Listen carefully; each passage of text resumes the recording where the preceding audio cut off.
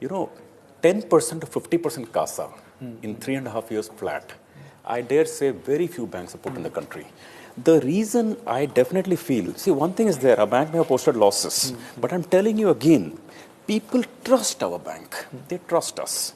They think of us like a good quality institution, not like some small finance bank based in some regional location, something like that. You know, our products will come to later are very honest and very straightforward and good quality. So somewhere along the way, our biggest thing was how deposits came to us. It's a revelation, it's a big satisfaction. Now that the liability franchise has been built, let's talk about the lending part. I was reading in your note to the shareholders that you've learned the art of saying no. The number of loan as a bank you're saying no to is far higher than number of loan sanctions which you're giving. So walk us through the culture here. Unfortunately, this is true in this country. The demand in this country is so crazy high. We are having to reject 40 or having to, not it doesn't give us great joy, but we're having to reject 40 to 60% of the applications. So, we have a 10-step process to giving a loan. The 10-step process first involves bureau check, some customers fall off. Then we do some go, no-go checks of scorecards, some customers fall off. Then we do cash flow checks, some customers fall off. Then we do ratio checks, debt equity and all that, some customers fall off. Then we do some Google check and all that, some customers fall off. Then we do to title deed check about security, some customers fall off. So damn thing, reject, finally reject, approve only 40, 60%. But good thing is, if you do it so carefully, for us, this culture about having low NPA is our fetish. Our trip in life is our gross NPA should never cross 2%. Our net NPA should never cross 1%. We are working to that formula. So that is very important in this country. And do you think that trajectory would be maintained for next 3 years at least? I can tell you for 12 years, except COVID, our gross NPA never crossed 2%.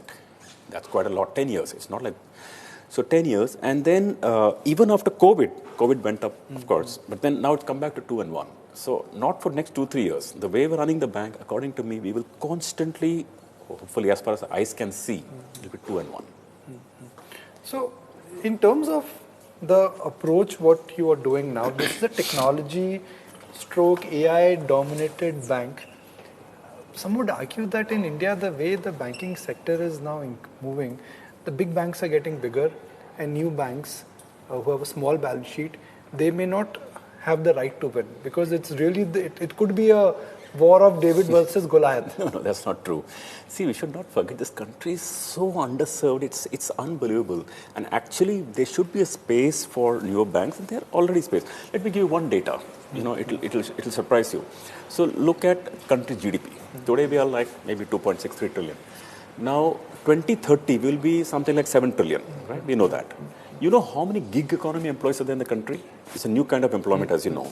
India has about 7.78 million gig economy employees today. You know the number in 2030? 24 million. 3x. Yeah, about 2 million broadly. No, 24 million. 24 million from 8 million today. So the point is that that kind of growth is coming. So I don't think, honestly, some 3 or 4 or 5 banks can serve this country at all. It has to be more players. And I think we have set a very good platform. Deposits are CASA 50%. Branches are there. Network is there. Lending machine is there. Our bank can't be stopped. When I find myself in times of trouble, Mother Mary comes to me, speaking words of wisdom, let it be.